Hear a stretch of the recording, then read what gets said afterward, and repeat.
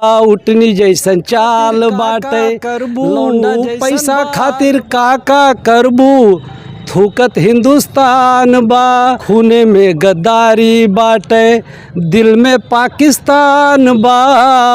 देखिए आजकल ऐसा एक समय चल रहा है कि तमाम भोजपुरी गीतों का जो है प्रचलन चल रहा है।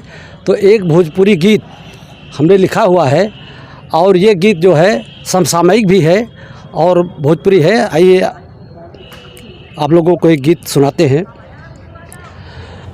मैडम एगो बात बतावा तोहरा में काबा, तोहरा में काबा मैडम तोहरा में काबा। मैडम एगो बात बतावा तोहरा में काबा। देखे लायक मुँह नाही, देखे लायक मुँह नाही, पीटे लायक गाल बा। देखे लायक मुँह नाही, पीटे लायक गाल बा। मैडम एगो बात बतावा तोहरा में काबा। और ये देखे खूने में गद्दारी बाटे, खूने में गद्दारी बाटे दिल में पाकिस्तान बा। खूने में गद्दारी बाटे दिल में पाकिस्तान बा। पैसा खातिर काका करबू, पैसा खातिर काका करबू थूकत हिंदुस्तान बा।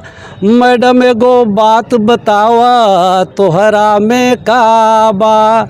मैडम एगो बात बतावा तोहरा में काबा। उठनी जैसन चाल बाटे, उठनी जैसन चाल बाटे लौंडा जैसन बाल बा। उठनी जैसन चाल बाटे लौंडा जैसन बाल बा। घोड़ी जैसन थोबड़ा बाटे, घोड़ी जैसन थोबड़ा बाटे कुतिया जैसन हाल बा। मैडम एगो बात बतावा तोहरा में काबा। मैडम एगो बात बतावा तोहरा में काबा। काबा काबा कैले बाड़ू तोहरा में काबा। अब बिल्ली जैसन आँख बाटे सुअर जैसन नाक बा। बिल्ली जैसन आँख बाटे सुअर जैसन नाक बा। दिनों रात गरियावत बाड़ू, दिनों रात गरियावत बाड़ू मुँह तोहार गन्हात बा। मैडम एगो बात बतावा तोहरा में काबा। मैडम एगो बात बतावा तोहरा में काबा। काबा काबा कैले बाड़ू तोहरा में काबा। बड़ी बड़ी बड़ी बड़ी बोलत बाड़ू तोहके नाय सुझात बा। बड़ी बड़ी बड़ी बड़ी बोलत बाटू तोहके नाय सुझात बा।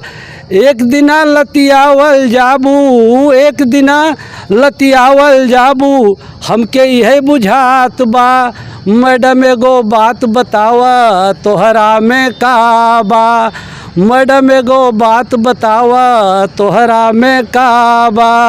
देखे लायक मुँह नाही, पीटे लायक गाल बा। देखे लायक मुँह नाही, पीटे लायक गाल बा। मैडम एगो बात बतावा तोहरा में काबा। काबा काबा कैले बाड़ू तोहरा में काबा। धन्यवाद।